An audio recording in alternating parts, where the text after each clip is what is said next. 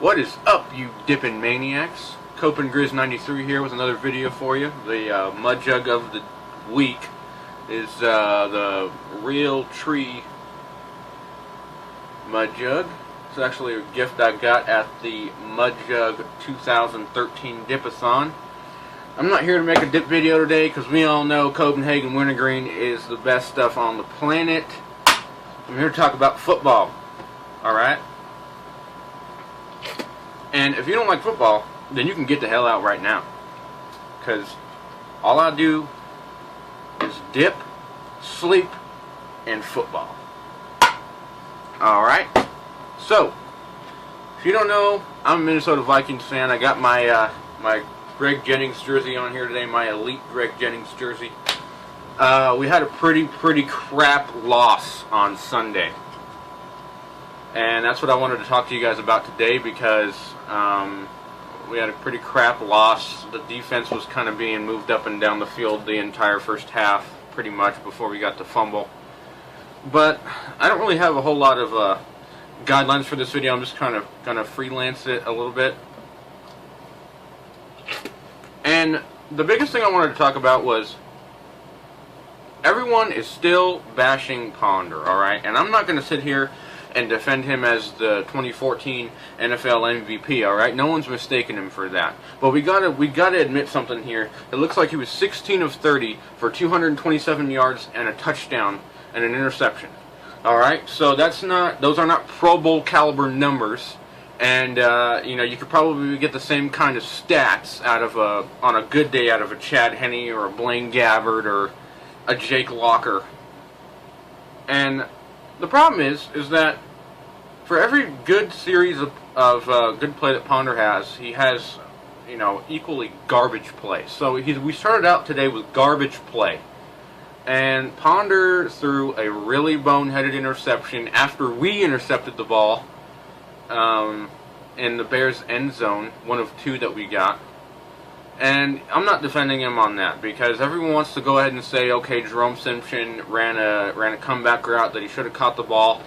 Yeah, but Ponder was staring him down the whole way, and Charles Tillman is a seasoned veteran. You're not going to be able to get away with that on that guy, all right?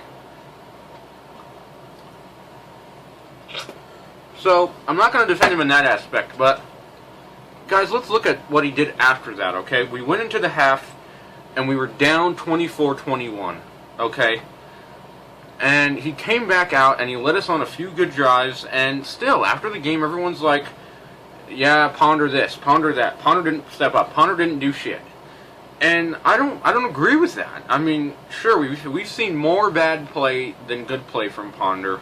The only two good games I can remember in recent memory are the Green Bay game last year where we clinched the playoff spot, and then second half of yesterday's game. Now, no one is going to sit here and tell me that he didn't show a tremendous amount of poise and a tremendous amount of field execution on that drive, because he did. And if you don't agree with that, then you're just plain dumb. Now, in order for Ponder to become our quarterback of the future, and you all know this, he's got to put together more complete games. He's got to eliminate staring down receivers, okay? Charles Tillman and the entire Bears defense and his mom knew who he was going to throw the ball to before it even came out of his hands, okay? He was looking at Jerome Simpson on the comeback route, which is probably why Kyle Rudolph doesn't have more production than he does, because he's one of the best tight ends in the league, all right? And, you know, he doesn't have as much production as he was, and it's why Greg Jennings is, you know, he's double covered every play because they're stacking 8 in the box, and then they're going to use a safety up high, and they're going to use the corner on Greg Jennings, and Ponder is staring him down the whole way, or whoever he's throwing to. He's throwing a seam route to Rudolph, or he's throwing the slot route to Jarius Wright, which is, you know, Jarius Wright should have held onto that touchdown, yeah, but he's not helping himself. Now, on the defensive side, in the second half, did a lot of good things. You know, I thought with that last drive where they had the ball, the Bears had the ball, I thought that they were well rested enough to make a stop. They obviously didn't, but I gotta ask the defense on that drive, what the hell are you doing? You know, there is a graph that I'm going to show you right now that I took from the Daily Norseman's Arif Hassan.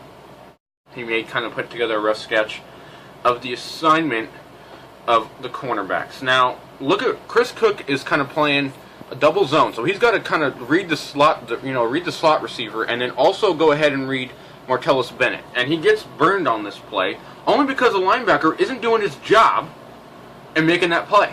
Now, if the linebacker is doing his job and making that play, then he would have been able to stay on Martellus Bennett, and I don't know that he still would have made the play, but it would have made the defensive scheme a heck of a lot easier to execute, okay? So, the Vikings run a lot of cover 2 man, they run the Tampa 2 defense, and, the teams kind of throw in the middle of the field and throw in the middle of the field, and our defense is based around getting stops, so you kind of want to stop them before they get too many chunks of yards. But the problem is that they got a guy named Martellus Bennett, they got Alshon Jeffrey, they got Matt Forte, who our linebackers swore had the plague, because they couldn't tackle him all day long. And the fact of the matter is that our defensive line was the only one getting consistent pressure. Alright? Last week, they really struggled against Matt Stafford, and the first half of this week, they really struggled trying to get into the pocket of Jay Cutler. Alright? With the exception of the Jared Allen sack fumble, Brian Robinson returned for a touchdown. Now, we've got to see more of that. We've got to get more pressure up front and force Jay Cutler to make throws that he's not comfortable with, and force quarterbacks in the, we don't have an easy schedule. We come home with the Browns. We have, I don't know if it's considered a home game, but it don't matter anyway, because we're going to London for the Pittsburgh Steelers, who are underwhelming right now, but you never want to discount Ben Roethlisberger. And then we have the bye really early. We cannot lose focus, and we could very easily, if the team is willing and they are willing to execute, we could very easily go into the bye 2-2. But I got to see more from the offense, all right? Going 3 and out and 3 and out and 3 and out and 3 and out isn't going to get it done in the NFL. It's just not. And if Ponder can't deliver, then we got to draft someone who can. Or sign someone who can deliver. Because I'm getting sick of this crap. Now, I've been watching Vikings football since 2006 or 2007. I made another video that I never posted about March 13th, about when we let Percy Harvin go. And I didn't know of the draft picks that we were going to get, and I think we did a great job on the draft this year. Rick Spielman is a genius. But we got to get more things going. Xavier Rhodes looks like a really good pickup. Cordero Patterson, for whatever reason, we're not using him. Alright? He's not one of those guys that's going to make plays by sitting on the bench. Okay, can you imagine what this team would look like with a solid quarterback playing, and you got Jarius Wright or Cordero Patterson sitting in the slot, and, maybe if Jarius is in the slot, you put Cordero Patterson on the outside, Greg Jennings on this side, Jerome Felton back, who's supposed to be back after the bye, and Adrian Peterson in the backfield?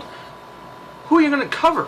The problem is that Ponder waits too long to make plays, okay? Now, I'm not going to sit here and put all the bash on him because he wasn't playing defense, okay? He's not Bill Musgrave. He's not making the calls. He had really good audibles on those drives where I was telling you, where we led down, but we were only getting field goals. Alright, the drive before the Bears got the ball back, where they went down to seal the game, we could have easily put the game away with a touchdown. It goes back, let's run, pass. Run, pass. I'm watching the Seahawks game last night, and Joe Buff was doing the same shit over there that he was doing in Minnesota. Run, pass. Run, pass. Luckily, their secondary was able to get a few picks on Kaepernick, and the 49ers were off sync all day. But I'm not a Seahawks fan. I'm not here to talk about that. I'm here to talk about Bill Musgrave needs to do a better job of executing the offense that we're supposed to run, which is ground and pound offense. Alright, we should be giving the ball to Adrian 25 to 30 times a game. Okay, this is a guy that just ran for the freaking 2,097 yards last year, who won MVP, and he's going to get 18 carries last week, and he had 26 carries this week, so they kind of pulled their heads out of their ass on that one. But we've got to get more offensive production. You cannot keep the defense out there for 25, 30, 35 minutes a game and expect to win a football game. Granted, we only lost this one by a single point, and it was one of the hardest losses I've had to deal with in recent team memory. But we've got to get more, and I'm tired of watching it. I mean, I'm getting to the point now where the half of the game through, I'm getting ready to just take a nap and just sleep, because I'm tired of watching that offensive crap. Alright, you've got a good team here. On paper, you've got a team that should be able to move the ball up and down the field against any team in the league. Any team. We went to Seattle last year, we lost by 10 points after Ponder had a few boneheaded interceptions. Okay? Early in the game, everyone's all cheering and getting all freaking excited because last week we had a 78-yard run touchdown with Adrian Peterson, and this week he had a 105-yard run with Cordell Patterson, kickoff return for a touchdown. Everybody was so quick to be like, oh, we got this game in the bag, I love this crap. No, I knew, and I was like, well, you guys better be careful, because we did the same crap last week, and look what happened. And look what happened this time. Offense can't sustain a drive in the first half, and you gotta wait, you can't keep waiting until the second half, like we did against the Bears, to get a good offensive thing going. That's crap. That's crap. And unless we had that Brian Robinson touchdown, we would have been in a lot deeper of a hole, which I don't know Ponder could have pulled us out of without it. So, that's it for me ranting about the game. Again, I'm dipping on Copenhagen Wintergreen because this is a dipping channel. Give a shout out to Appalachian Dippers YouTube channel, who shouted me out in their video. They're trying to get it up. And Not on My Nipple, who is also on YouTube and Instagram, as well as Appalachian Dipper on Instagram as well. So go ahead and check those guys out. Follow those guys. Again, this is a dipping channel. Copenhagen Wintergreen is the best stuff on the planet Earth. And hopefully this week against the Browns, we can do something. Alright? I've been doing pretty good in my pick'em, and I've been hoping that we can get something going. But it's a few things for thought. I can't exactly type all that out in my Vikings update, which I do on Facebook. But so a few things for thought going into the week 3. Hopefully we can get a win at home against the Browns. But yeah, until next time, I am CopenGrizz93, and I'll check you all later.